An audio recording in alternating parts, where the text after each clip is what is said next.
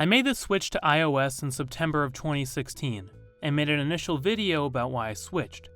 3 months later, I've truly gotten to know iOS and the iPhone SE and wanted to once again share my thoughts on the platform and Apple's ecosystem as a whole. The most noticeable change for me has been the screen size difference from my LG G4. I said in my initial video that I wasn't unhappy with the move to a smaller screen, and on the whole that's true. But I do often miss the G4 screen when it comes to doing things like watching YouTube or viewing photos and videos.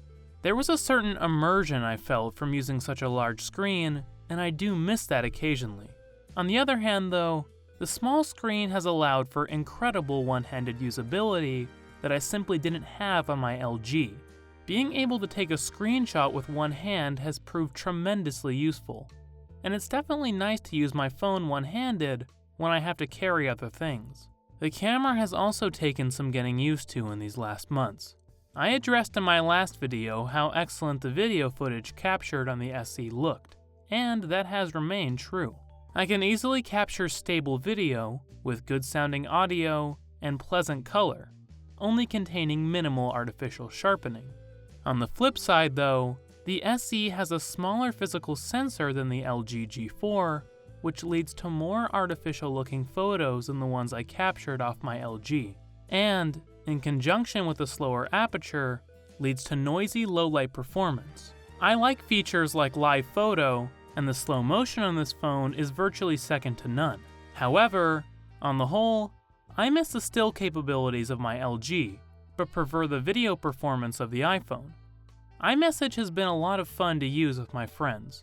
For the first time, I'm able to participate in iMessage group chats with my other friends using iOS, and thanks to the all-new message features in iOS 10, do some pretty cool things in the group chats.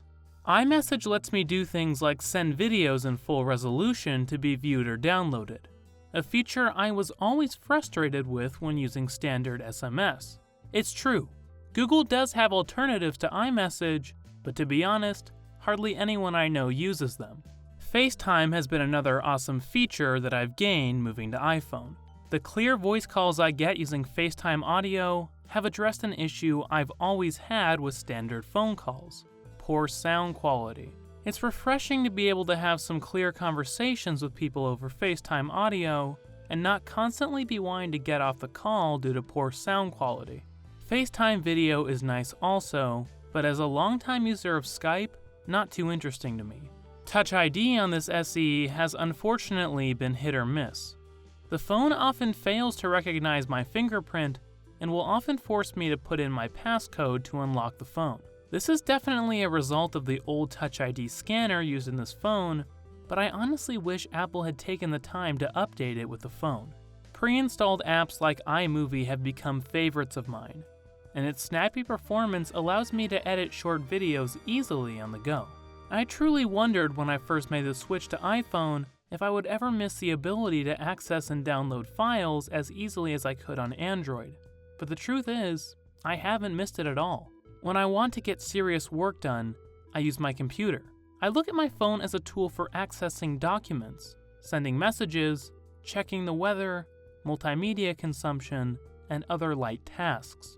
For taking serious photos and videos, I have a DSLR. For watching long films and television, I have a computer and TV. I like this iPhone for its snappy performance and ease of use, the former of which has remained consistent in my 3-month usage with the SE. I'm no Apple fanboy, and don't plan to pick up the underpowered Ultrabook known as the MacBook Pro 2016. I use Apple products for what they're best at, casual and consumer level tasks, so I'll probably be sticking with the iPhone, but not because I think it's any better than Android, but instead because it just works for the simple things I need to do. For more technology videos and tutorials on media production, check out the rest of Erickson Films. Until next time, Christian from Erickson Films, signing off.